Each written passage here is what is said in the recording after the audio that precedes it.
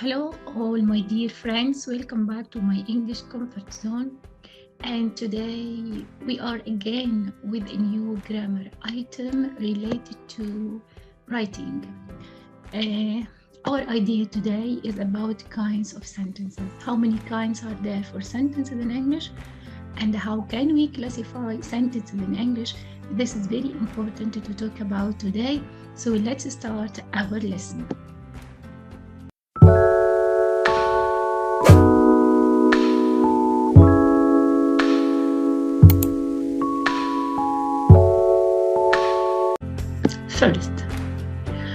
First, there is a very important question here. Why it is vital, why it is important to know about the sentence types in English. We all know that the highest English has 4 levels or 4 skills: listening, speaking, reading, and writing. And to go well with writing, to go perfectly with writing, to write perfect paragraph or essay, or to have a perfect piece of writing, you have to know well about sentence cards, especially on high level writing. So it's very, very important to know about sentence kinds to go well with grammar in order to have a perfect writing. So it is very important for paper communication. Let's start with the idea of how we form a sentence. How do we form a sentence in English? Any sentence in English need 2 main parts: a subject and a verb. A subject and a verb. There may be an object or a complement in the sentence, but it's not important. A sentence, a complete sentence, a complete thought must have a subject and a verb. What do we mean by the subject and what do we mean by the verb? As for the verb, this is the action done by the doer, or performed by the doer or by someone who acts in the sentence. Like, for example, go, read, write, study, whatever. Of course, we have different types of verbs, but it's not our relation now to talk about them. But for the subject, a very important part of the sentence starts with the sentence and it refers to someone or something. So we can say it's an animate or inanimate who does or what does the action. A subject may be a noun or pronoun. A subject may be a noun or pronoun. Maybe a noun, this noun may be common or proper. Common noun like computer, like TV, like table, like AC, and others. Proper nouns, we have a lot of proper nouns like names of people, special names of places, names of bodies of water, days of the week, month of the year, and others. So let's have some examples. When you say, for example, the children are running outside. This is a complete thought, this is a complete sentence. A subject here, the one who does the action, this is the children. So the children here is the subject of the sentence, starting the sentence, and are running, this is the verb of the sentence. Notice that the verb has 2 words. The verb section here has 2 words, that's are and running. Are is a helping auxiliary verb, or running is the main verb plus ing form, and outside this is the complement of the sentence.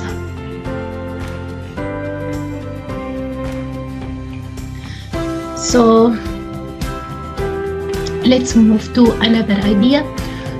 A sentence we can call a sentence or a clause. What do we mean by a clause? How many types we have for clauses and transit? So we have 2 types of clauses. We have dependent clause and we have independent clause. What about dependent clauses? Dependent clauses contain a subject and a verb, but it doesn't give a complete thought. A subject and a verb, but it doesn't give a complete thought. Like what, for example? We can say the dependent clause always starts with a subordinate conjunction like when, while, where, since, that, who, which, and others. Like when I say, when I talked to my friend. When I talked to my friend.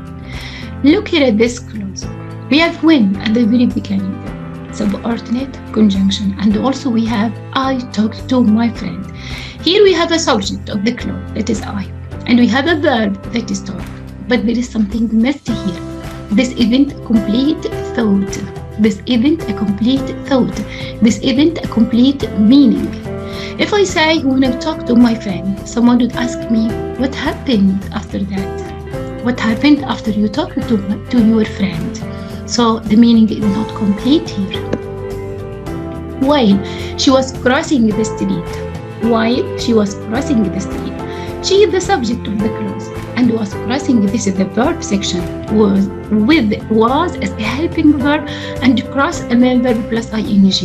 So, and the street is the object of the clause. But look at the sentence. If I say she was crossing the street, so what happened after that? What happened after she was, or while she was crossing the street? So we don't have a complete meaning. We don't have a complete thought. This is dependent clause. The second type of clauses is independent clause. Independent means what? We can say here the clause has a subject, a verb, and it gives at the same time a complete meaning or a complete thought. It can stand alone. It doesn't need any help by another clause in order to complete its meaning. So let's have some examples. Like what? The teacher explains the lesson fully. The teacher explains the lesson fully. Look at the teacher, this is the subject. And here explains, this is the verb. The lesson, the object of the sentence, and fully a complement of the sentence. This is an adverb. So this is a complete meaning. After you read this sentence, you will get a complete thought or a complete meaning.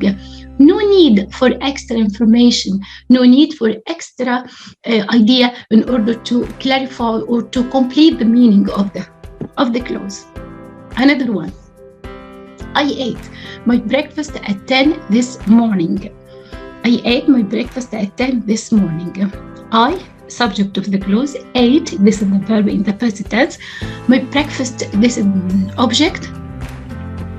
My is an adjective, and breakfast is the noun. And also we have at 10 o'clock this morning a complement of the sentence. Here also we have a complete meaning. We have a complete thought. So this is an independent clause. They have studied science at the university. There is a subject, have studied verb, and science is the object. Then at the university, complement of the sentence.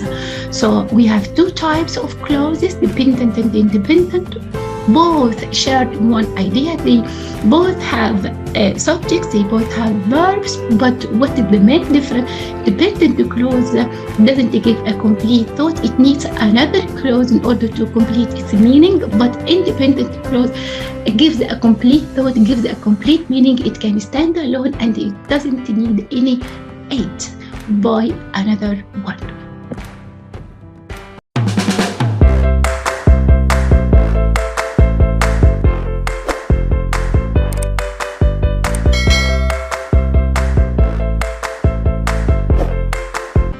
Move to another idea. The sentence classification. How many types of sentences are there in English? On which basis do we classify sentences in English? Do we have only one type of classification of sentences in English? Of course, no. We have two types of classification. We can classify sentences based on their structures or on their function. We can classify, we can group or classify sentences into on two bases, on their structures or on their function. So based on the structure, how many sentences are, how many types of sentences are here?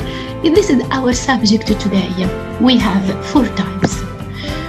And based on functions, based on structure of simple sentence, compound sentence, complex sentence, compound the complex sentence. This is our concern today. And based on function, we have also declarative sentence, interrogative sentence, exclamatory sentence, and imperative sentence. So we have 4 types based on instruction, 4 types based on function. Today, I'm going to discuss the sentence types based on structure, and after some time, I will go to the second type based on function. So, based on structure, we have 4 types, starting with the simple sentence. A very little while before, I talked about the independent clauses. So what do we mean by the simple sentence? Simple sentence means this is an independent clause. This is a type of sentence that has a subject and verb, and at the same time, it gives a complete thought. It gives a complete meaning. It can stand alone. Okay, like what? Like Charles Dickens wrote a lot of wonderful novels. Charles Dickens, subject, wrote a verb, a lot of wonderful novels. This is the complement or the object of the sentence together with the complement. This is an active sentence. So, another one, King Lear was written by William Shakespeare. This sentence is a passive one. This sentence is a passive one. I have visited grandfather. I have visited grandfather. So I, the subject, have visited. This is the verb section of the sentence, grandfather. This is the object. If we try to move to the second type of sentences, we are to talk about the compound sentence. What do we mean by the compound sentence, and how do we form the compound sentence? This is our idea now. Compound sentence means this is a type of sentence that is composed of 2 independent clauses. 2 independent clauses related together by a conjunction. 2 independent clauses related together or linked or joined together by a conjunction. Like what? I can tell you that the compound sentence can be formed in 4 different ways. 4 different ways, not only one way. Number 1, we can form a compound sentence using a coordinating conjunction. Coordinating conjunction like and, or, so, but I will give in details after some time. And then by using correlative conjunctions like either, or, neither, nor, both, and others. And also by using a semicolon, I will give you also an idea about. Then we can also form a compound sentence through using a conjunctive adverb like therefore and others. So compound sentence is a kind of sentence that is formed by 2 independent clauses joined together by one of 4 different means or ways. Let's move to the first type. Number 1, we can relate 2 independent clauses using a coordinating conjunction. What do we mean by the coordinating conjunction? This is a type of connectors that can be represented by an acronym fanboys. The F is for 4. The A is for and. N is for nor. B is for but. O is for or. Y is for yet. And the S is for so. These are a for, a and nor, B but, or, why yet, so. For example, I ran fast, but my friend ran faster. I ran fast, my friend ran faster. 2 independent clauses you relate using but, and before but add a comma. This is the punctuation with all conjunctions. They played well, so they won the match. They played well, one clause, independent clause, they won the match, the second clause. Before so, we add a comma. There is a kind of relation between the two sentences, but for example, the second sentence is different or contrasted with the first one or the one before. With so, after so, there is a result, and before so, there is a reason, and so on. With and, we collect or we relate similar or equal ideas, and with all, we give a kind of a choice. With yet, it is the same idea as but, two different ideas, and so on. And what is important here, that we should use a comma for punctuation before the connector. So this is the first way to form a compound sentence. Two independent clauses relate together with a coordinating conjunction. And remember the fanboys. The second idea or the second type, that we can form a compound sentence using correlative conjunctions.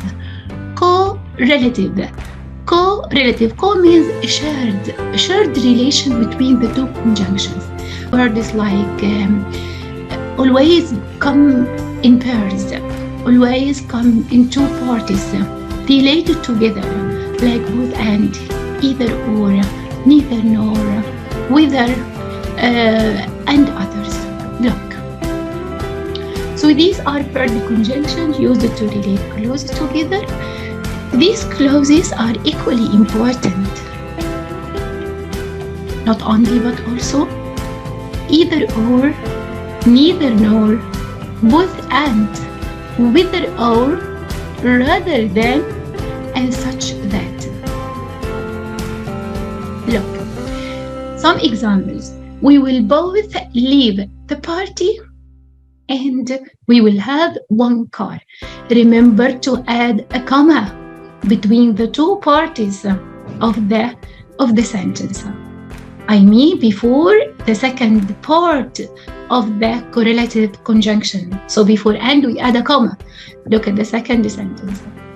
My teacher will either give us an exam or she will explain a new lesson. So this is a choice before or the second part we add a comma. Another one. I will neither watch a movie nor I will listen to music.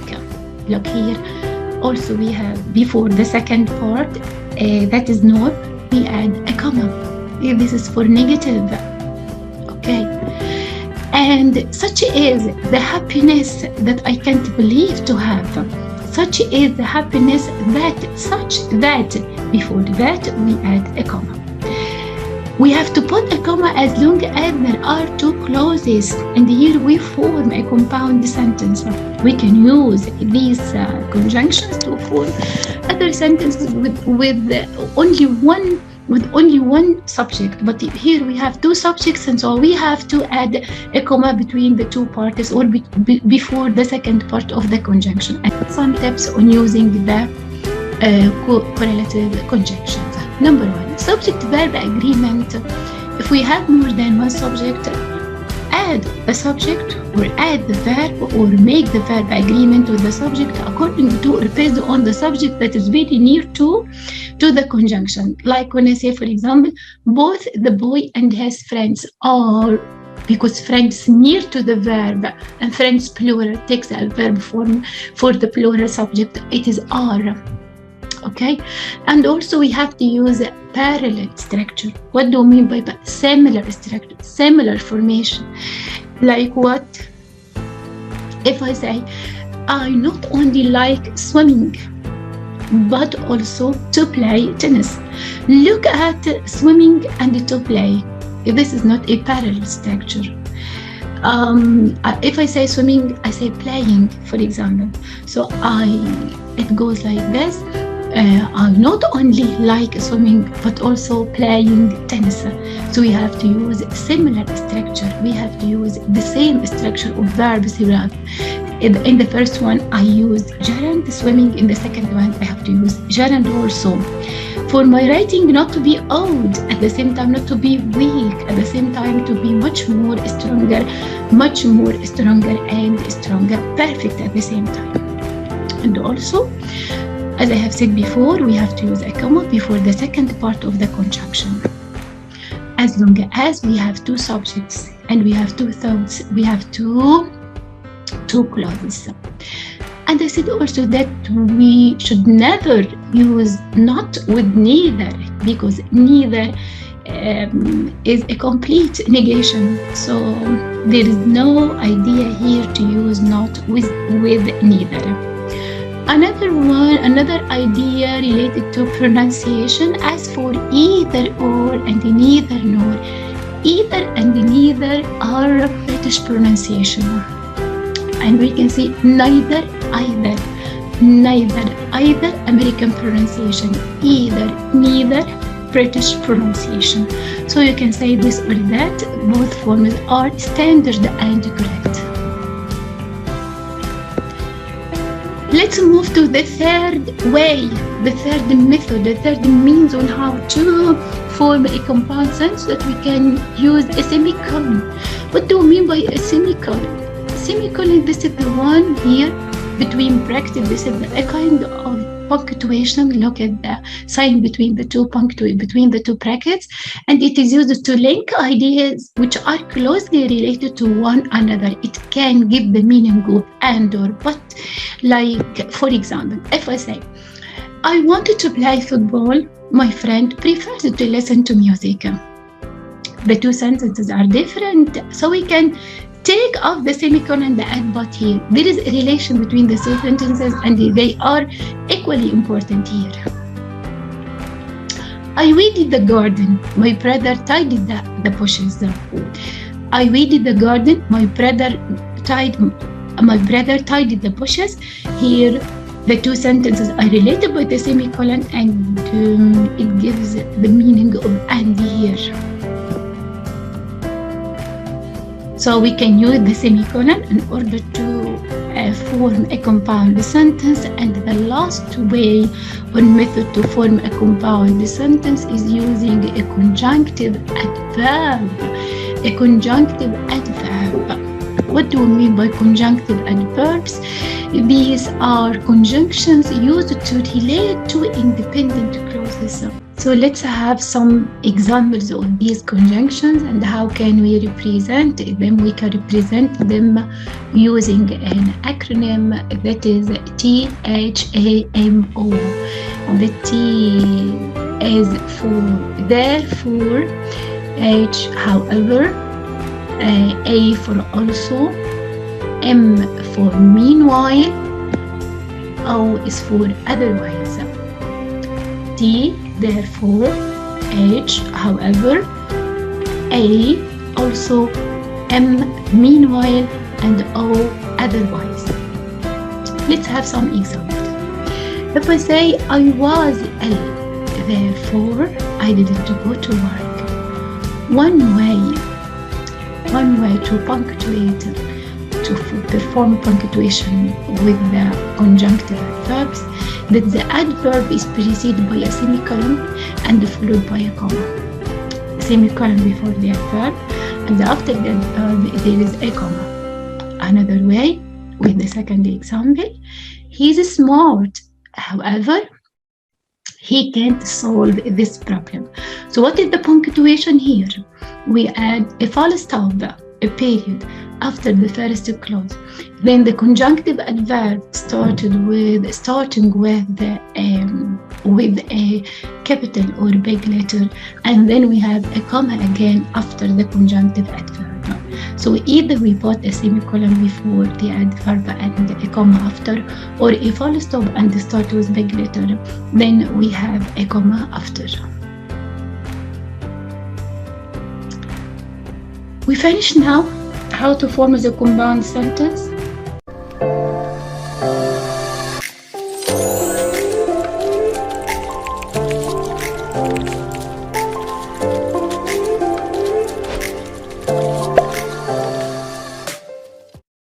And then we come to the complex sentence. This is the third type of sentences in English. What do we mean by the complex sentence? Complex sentence has or contains one independent clause and another dependent one related together. One independent and one or more dependent clauses. They are joined together, linked together by a subordinating conjunction. By a subordinating conjunction. What do we mean by subordinating conjunction? These are connectors, like what? Like when, while, and others. I will give most of them now. I've studied English since I was 10. I have studied English since I was 10.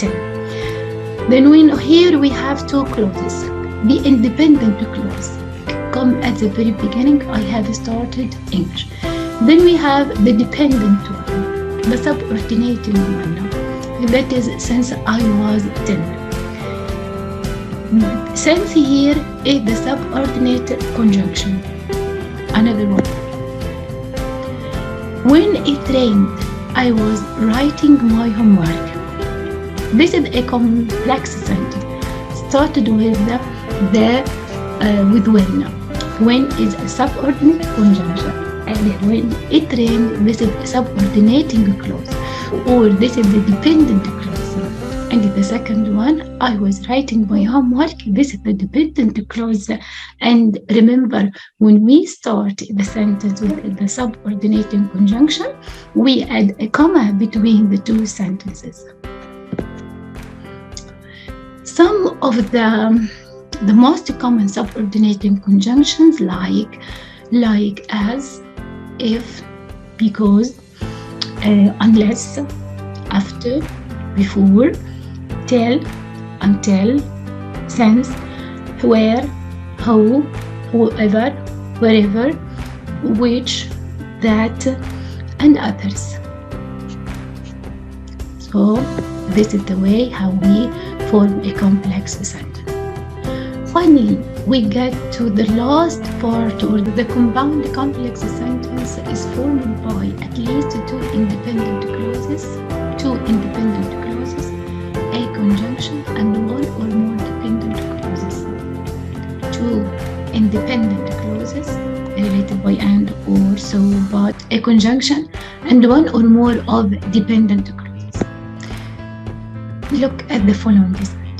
I forgot my friend's birthday, so I didn't buy her a present, while others brought her nice gifts. This is compound complex. How do we know? We have two independent clauses. I forget my friend's birthday, and I didn't buy her a present. Two independent clauses related by so. And then we have a conjunction, subordinate conjunction, that is while. And we have one dependent clause. Started with the subordinate conjunction. Others brought her nice gifts. This is the last type of complex sentences. I hope you understand my lesson well today about different types of sentences based on, in English, based on structure, simple sentence, compound sentence, complex sentence, and the compound complex sentence. Wish for you all the happiest times ever, and thanks for watching, my dear friends.